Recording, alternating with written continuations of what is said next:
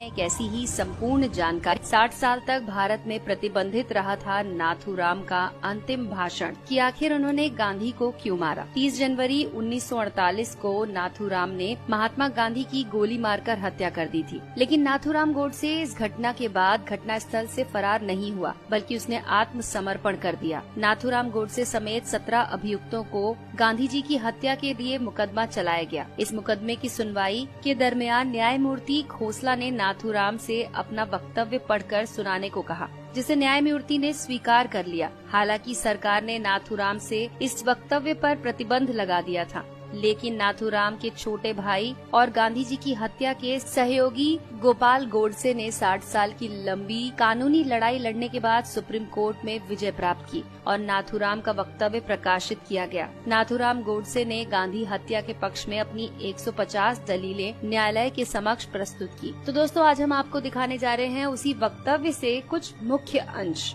नाथूराम का विचार था कि गांधी जी की अहिंसा हिंदुओं को कायर बना देगी। कानपुर में गणेश शंकर विद्यार्थी को मुसलमानों ने निर्दयता से मार दिया था। महात्मा गांधी भी हिंदुओं से गणेश शंकर विद्यार्थी की तरह अहिंसा के मार्ग पर चलना और बलिदान करने की बातें करते थे। नाथूराम गोडसे को भय था कि गांधी जी की अहिंसा वाली नीति हिंदुओं को कमजोर बना देगी और वो अपना अधिकार प्राप्त नहीं कर पाएंगे। 1919 को अमृतसर के जलियांवाला बाग में गोलीकांड के बाद से पूरे देश में ब्रिटिश हुकूमत के खिलाफ आक्रोश उफान हो गया था। भारतीय जनता इस नरसंहार के खलनायक जनरल डायर पर अभियोग चलाने की मंशा को लेकर गांधी जी के पास गई, लेकिन गांधी जी ने भारतवासियों की इस आग्रह को समर्थन न देने का साफ साफ कह दिया। महात्मा गांधी ने खिलाफत आंदोलन का समर्थन करके भारतीय राजनीति में सांप्रदायिकता का जहर घोल दिया। महात्मा गांधी खुद को मुसलमानों का हितैषी की तरह पेश करते थे। वो केरल के मोपला मुसलमानों द्वारा वहाँ के 1500 हिंदुओं को मारने और 2000 से अधिक हिंदुओं को मुसलमान बनाए जाने की घटना का विरोध तक नहीं कर सके।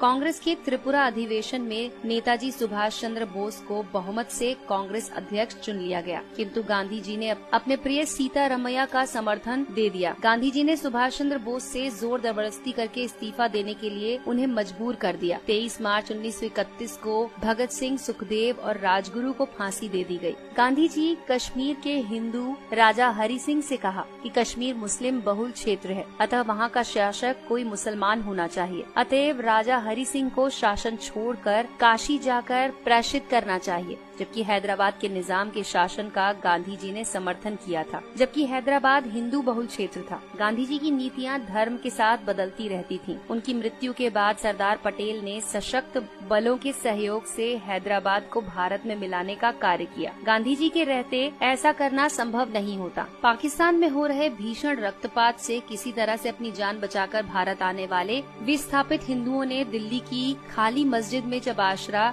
स्थायी रूप से लिया तो मुसलमानों ने मस्जिद में रहने वाले हिंदुओं का विरोध किया, जिसके आगे गांधी जी नतमस्तक हो गए और गांधी जी ने उन विस्थापित हिंदुओं को, जिनमें बूढ़े, स्त्रियां और बालक अधिक थे, मस्जिदों से खदेड़ दिया। बाहर ठिठुरते सर्दियों में रात बिताने पर उन्हें मजबूर किया गया। महात्मा गांधी ने दिल्ली में स्थित मंदिर में अपनी प्रार्थना सभा के दौरान नमाज पढ़ी, जिसका मंदिर के पुजारी से लेकर तमाम हिंदुओं ने विरोध किया, लेकिन गांधी जी ने इस विरोध को दरकिनार कर दिया। महात्मा गांधी एक बार भी किसी मस्जिद में जाकर गीता का पाठ नहीं कर सके। लाहौर कांग्रेस में वल्लभ भाई पटेल का बहुमत से विजय प्राप्त कर गए, किंतु गांधी जी अपनी जिद के कारण ये पद जवाहरलाल नेहरू को दे गए। गांधी जी अपनी मांग को मनवाने के लिए अनशन, धरना, रूठना, किसी से बात न करने जैसी युक्तियों को अपनाकर अपना काम निकलवाने में माहिर थे। इसके लिए वो नीति अनीति का लेश मात्र भी विचार नहीं करते थे। 14 जून 1947 को दिल्ली में आयोजित अखिल भारतीय कांग्रेस समिति की बैठक में भारत विभाजन का प्रस्ताव